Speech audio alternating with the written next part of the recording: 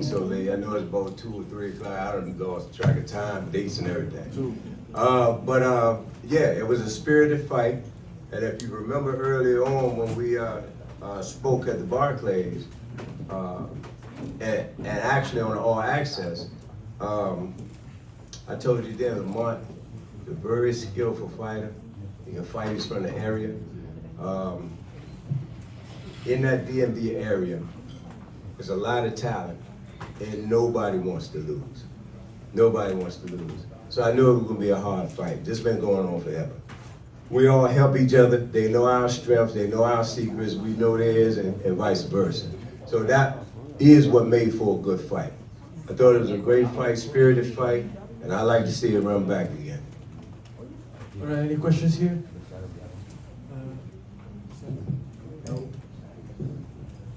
Over here,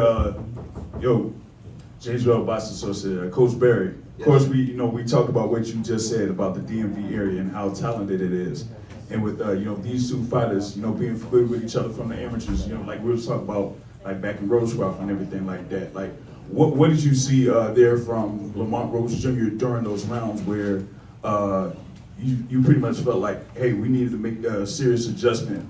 Like I would say in the second half of the fight. Well, I knew he would be hungry. I knew he was going to fight extremely hard. I told you earlier, Lamont Roach was having a cheat day, so we knew that going into this fight. I thought there were opportunities when we were inside. We should have took advantage of a few things on the inside, but for the most part, this was a fight based on strategy. This was a fight, actually Tank thought it was round 8 when it was round 12. So if you notice, he moved the whole time. So, being in shape wasn't a problem. There were times that I thought there was a lack of focus. There was a couple of opportunities there for some counters, and we missed them opportunities. But for the most part, I thought it was a spirited fight.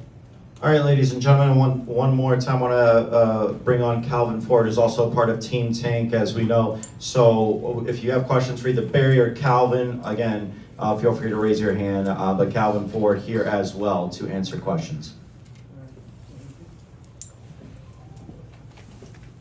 Coach Barry, it's KG with Fight Hype. I wanted to ask you, Coach, from your vantage point, could you just give us what your perspective was of what happened in round 9 when Tank appeared to take a knee? I can't speak to that, but I don't have here. But apparently, he had his hair braided and they put some kind of chemical, I don't know if it's some whole juice, I don't know what y'all call it. But with the sweat and the heat and all, it ran down into his eyes. And when he came, he turned around, he took a knee, and he was complaining about his eyes burning. And when Calvin wiped his eyes, it was still burning. So that's what happened in that situation. That caught all of us off guard. In the amateurs, you can get away with that.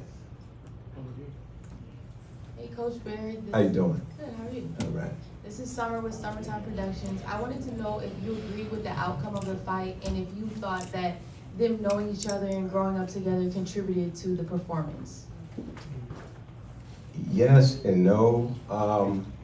I thought that Tank was boxing early on. I thought we abandoned our jab somewhat in the fight a little bit.